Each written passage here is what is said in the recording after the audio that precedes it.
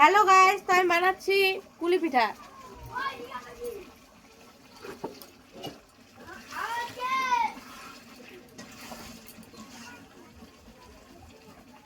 মোমো বানাইতে পারলে অবশ্যই কুলি পিঠা হবে।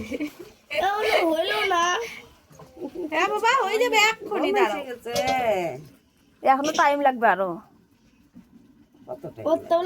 আরো আধা ঘন্টা। শিখা মাসি তো তাই কইলো তোর মারে, হচ্ছে মাংস ভাত তাই তো তাই। এই পাশে তো চ্যাপটা করলাম না, এই পাশে ওই চাদা গুলো কি করে আমরা আমার লুকাচ্ছি যা যা পারেন। ওই মুখটা তো আটকাতে জানা খুলেই যাবে তো।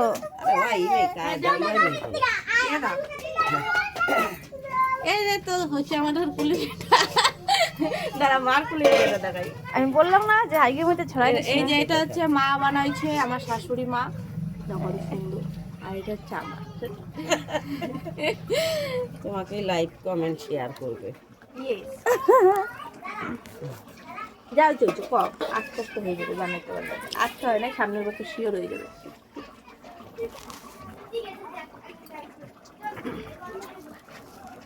12 বছর আইছে তো, আর 2-1 বছর লাগবে।